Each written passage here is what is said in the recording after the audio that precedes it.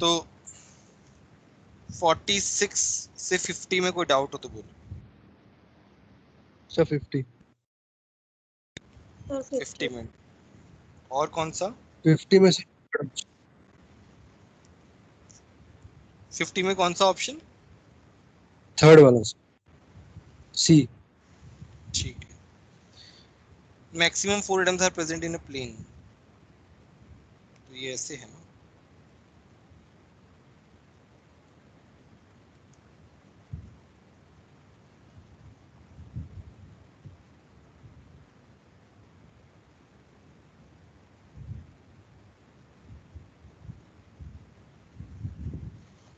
तो ये एक प्लेन में होते हैं, ये आउट ऑफ द प्लेन होता है, और ये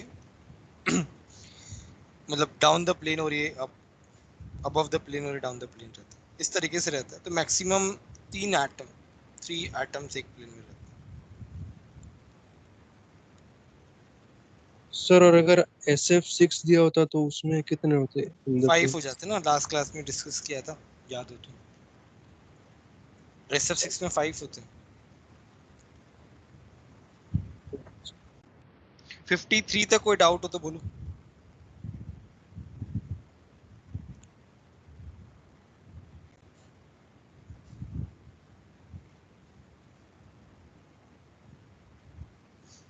फिफ्टी 59 तक कोई डाउट है तो बोलो।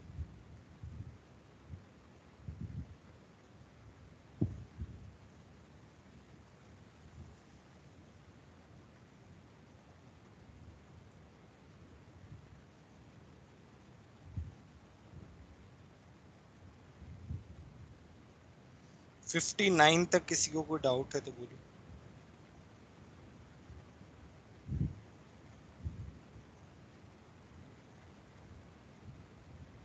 कोई डाउट नहीं, आगे बढ़े। 60 में कोई डाउट है तो बोलो। 65 तक कोई डाउट है तो बोलो। 60 हाँ सर। कौन सा ऑप्शन, ये सारे ऑप्शन बोलो। सर 1 and 2 ऑप्शन थोड़ा आगे। At very low temperature, intermolecular forces between gaseous molecules become significant. Come temperature पे, तो कम टेम्परेचर पे क्या होता है?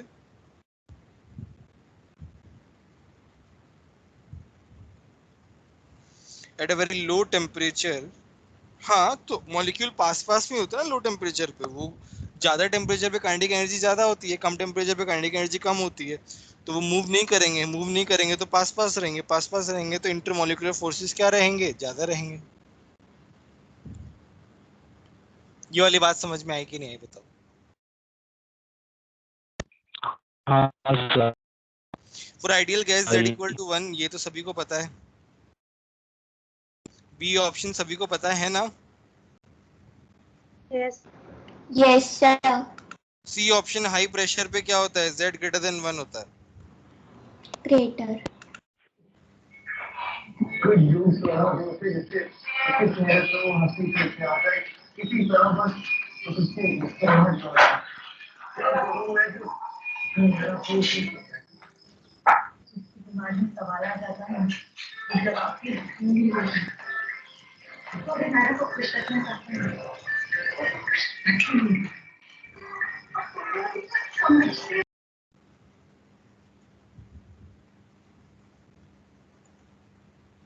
सिक्सटी 65 तक कोई डाउट है तो बोलो।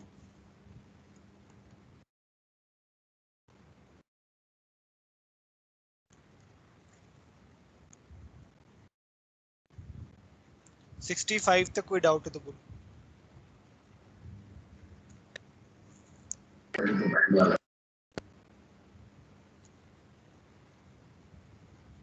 कोई डाउट नहीं 65 तक।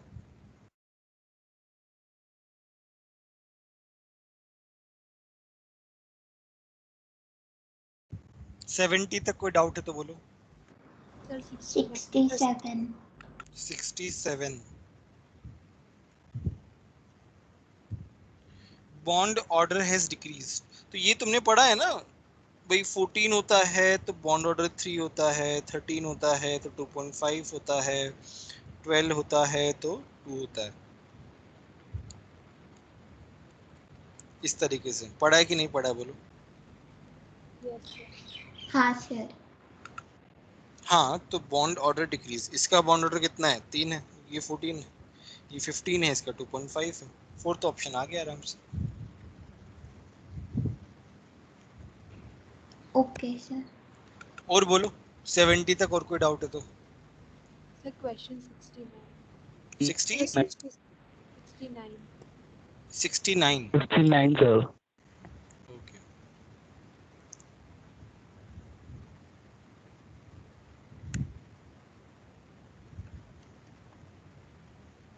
कल ही बताया था ना, बड़ा एटम बड़ी बॉन्ड लेंथ, कार्बन सबसे ज्यादा होता है, फिर नाइट्रोजन, फिर ये क्या होता है, क्या नाम है, साइज का रहता है। तो कार्बन कार्बन का बॉन्ड सबसे बड़ा होगा, फिर कार्बन नाइट्रोजन का होगा, फिर नाइट्रोजन ऑक्सीजन का होगा। जिसका साइज ज्यादा है उसका बॉन्ड बड़ा होगा। सर तो इसमें हम बॉन्ड ऑर्डर के अप्रोच से नहीं जा सकते? नहीं नहीं, बॉन्ड ऑर्डर की अप्रोच से कैसे जाओगे यार, यहाँ पे कैसे लगेगा बॉन्ड ऑर्डर? अच्छा तुम वो बोल रही हो, नहीं नहीं नहीं, सीएन तो एग्जिस्ट ही नहीं करता ना, इन्होंने ऐसे ही बॉन्ड उठाया, बॉन्ड ऑर्डर से नहीं जा सकते, एमओटी से नहीं जा सकते तुम इसमें। Yes sir. Okay sir, thank you sir. और बोलो, 70 तक और कोई डाउट? सर हाँ हाँ बोलो। सर बॉन्ड स्ट्रेंथ का ऑर्डर रिवर्स आ जाएगा? हाँ हाँ, रिवर्स है। Yes sir. 70 तक और कोई डाउट?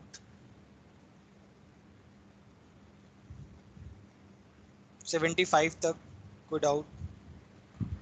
सर हाँ हाँ बोलो। सर 71st क्वेश्चन में 2 और 3 में से कैसे चूज किया?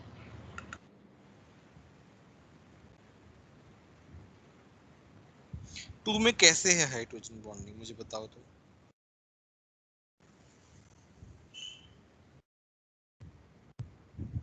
हाइड्रोजन बॉन्डिंग कब होती है? FON, उसके साथ हाइड्रोजन अटैच होना चाहिए और दूसरे यहाँ पे FON होना चाहिए।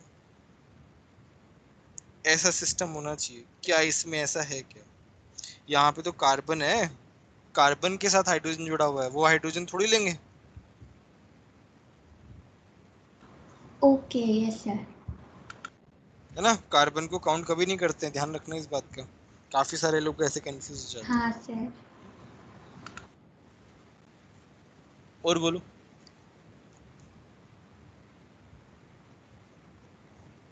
75 75। तक। 75।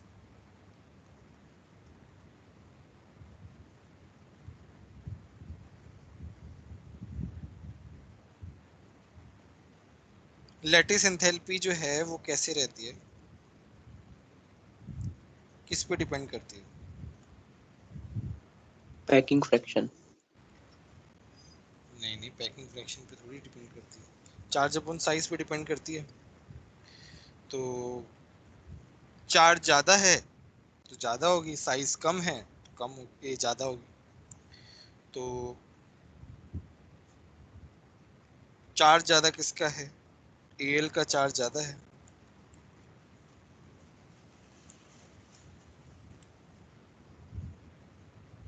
बस आ गया मेरा। चार्ज जो रहता है वो डोमिनेटिंग रहता है।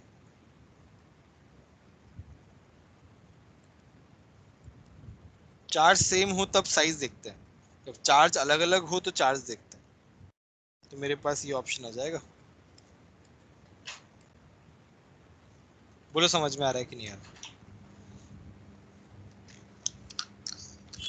सर मतलब अगर कैटायन डिफरेंट है तो यहाँ पे हमने चार्ज देखा, हम्म। और अगर चार्ज सेम होता तो हम सेकंड साइज। प्रायोरिटी पे देखते। साइज हाँ। Yes sir. और कोई डाउट 75 तक?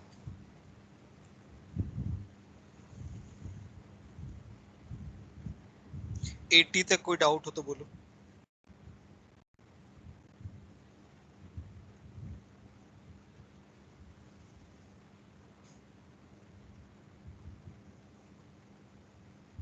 80 तक किसी को डाउट है तो बोलो।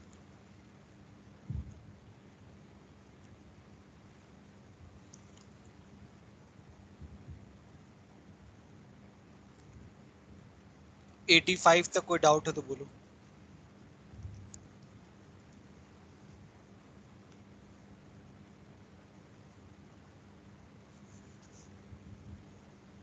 पेपर काफी इजी आया है क्या? आज कोई डाउट नहीं पूछ रहा?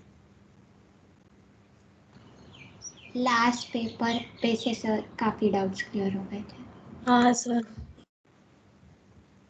अच्छा, 85 तक कोई डाउट है तो बोलो।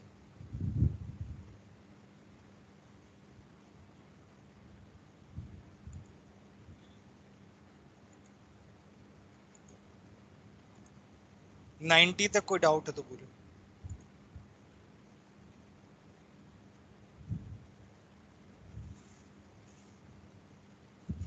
पूरे पेपर में किसी का कोई डाउट बचा है तो बोलो। 90। 90। और कौन सा बोला?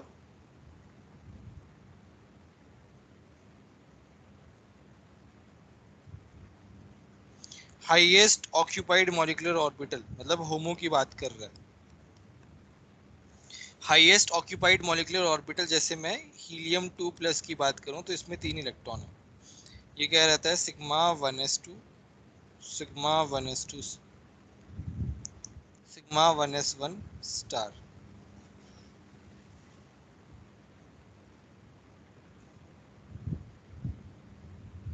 मैं O2- की बात करूं तो इसमें कितने हो गए? 17 इलेक्ट्रॉन हो गए। तो क्या होगा? Sigma 1s2, sigma 1s2 star, sigma 2s2, sigma 2s2 star, sigma 2pz2, पाई 2px, पाई 2py, 2 pi star 2px, pi star 2py। कितना हो गया? 14 to 1।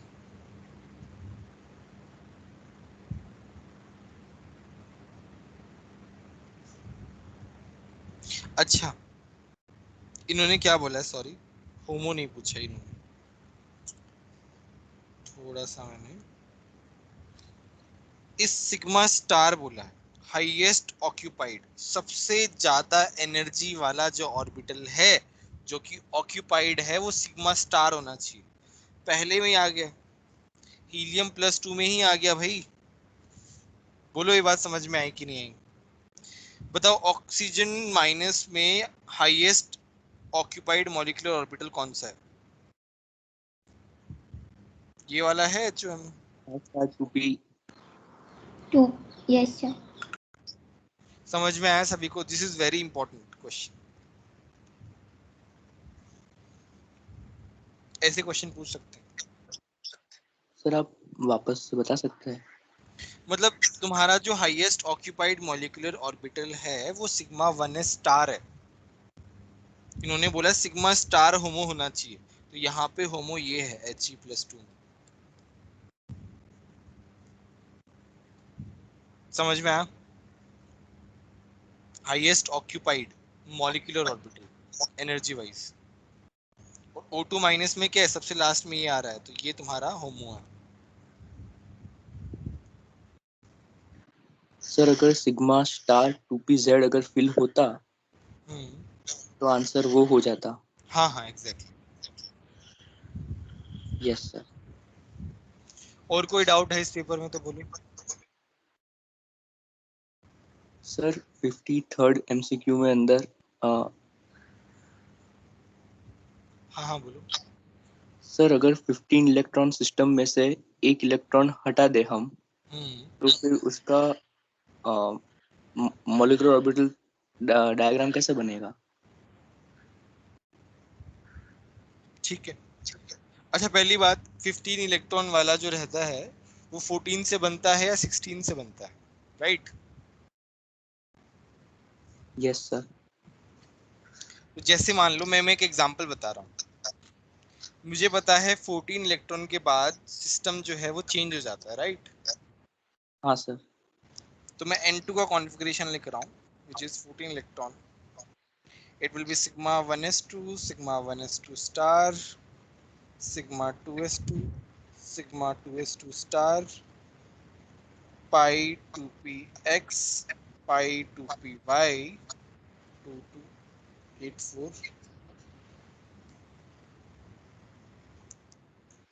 sigma 2pz. ठीक है. अब मैं एक इलेक्ट्रॉन, इसके आगे क्या आएगा, पाई 2px, पाई 2py स्टार. अब मैं क्या कर रहा हूँ, N2 माइनस मैं कैसे बना रहा हूँ, मैं N2 से बना रहा हूँ. तो लास्ट इलेक्ट्रॉन जो आएगा, अब एक इलेक्ट्रॉन इसमें ऐड कर रहा हूँ ना, तो मैं यहीं ऐड करूंगा.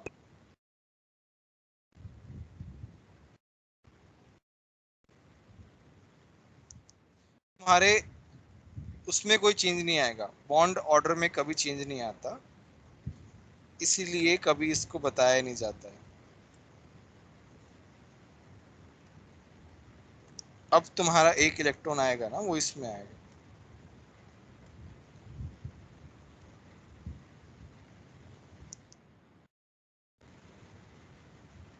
इसमें आएगा.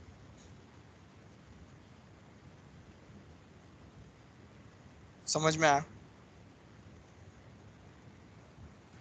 सर 15 इलेक्ट्रॉन सिस्टम के अंदर हम रिवर्स कर देते हैं ना सर? हाँ, ये यहाँ पे आ जाता है और ये यहाँ पे आ जाता है, बट यहाँ पे हम N2 से बना रहे हैं ना, वही मैं बताने की कोशिश कर रहा हूँ. हम N2 से बना रहे हैं, N2 से बना रहे हैं तो N2 के अकॉर्डिंग जाएगा.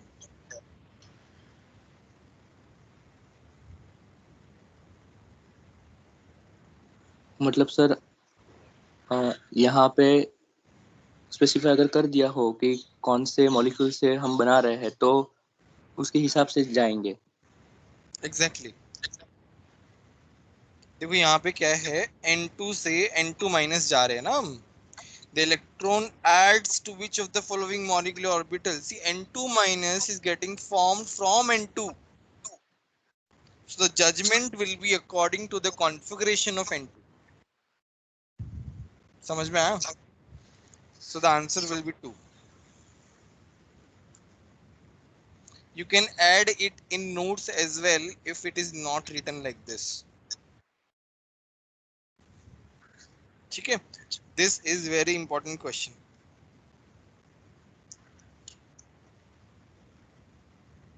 Yes sir. समझ में आया बाकी लोगों को?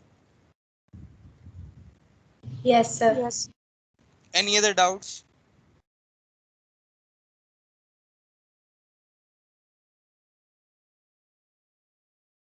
सर 57th MCQ याद ही रखना है ना?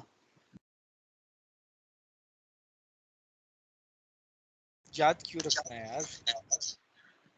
क्या बताया था लास्ट क्लास में, कैसे देखते हैं? अच्छा, which will deviate maximum, जिसका डेविएशन मैक्सिमम होगा आइडियल बिहेवियर से. जैसे याद है मैंने क्रिटिकल टेम्परेचर क्या बोला था,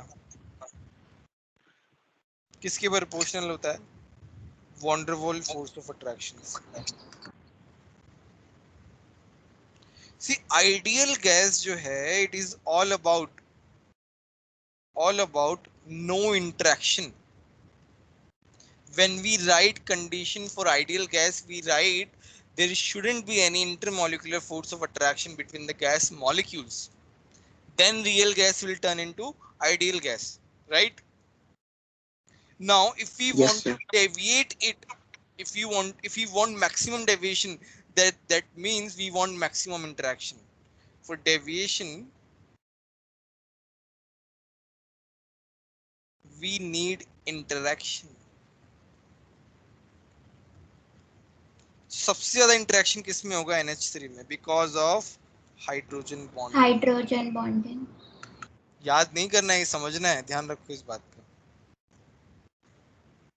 ये तुम्हारे उसमें आ चुका है, प्रीवियस नीट में आ चुका है. हाँ बोलो सर. अगर NH3 ऑप्शन में नहीं होता तो मॉलिक्यूलर मास से देखते. CO2 आ ओके जाता। सर। हाँ सर हाँ।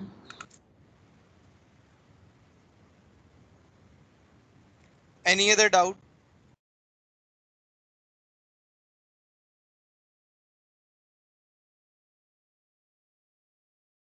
वन मोर टिप मैं बताना चाहता हूँ। जैसे ही तुम कोई पेपर डिस्कस कर रहे हो, आई एम अज्यूमिंग कि ये कॉन्सेप्ट मान लो कुछ लोगों को नहीं पता है, तो उस कॉन्सेप्ट को अपने नोट्स में, जैसे एक रिवीजन नोट्स बना लो अलग से, है ना। पुराने नोट्स में ऐड करने की मान लो जरूरत भी नहीं है, अगर वहां करना चाहो तो बेस्ट है। अदरवाइज एक रिवीजन नोट्स बना लो जिसमें कुछ नए पॉइंट्स तुम जो सीखो डिस्कशन से वहां पे लिखते जाओ। Make a note of it and chapter का नाम डाल के उसमें ऐड करते जाओ। जैसे ये ऐड कर लिया, या फिर मान लो किसी को ये नहीं पता था तो ये ऐड कर लिया। इस तरीके से ऐड करते जाओ, फिर रिवीजन नोट्स ये डिस्कशन के साथ बनते जाएंगे, फिर तुम्हें नए कॉन्सेप्ट सीखने को मिलेंगे कुछ, है ना। इसी तरीके से तैयारी होती है आगे।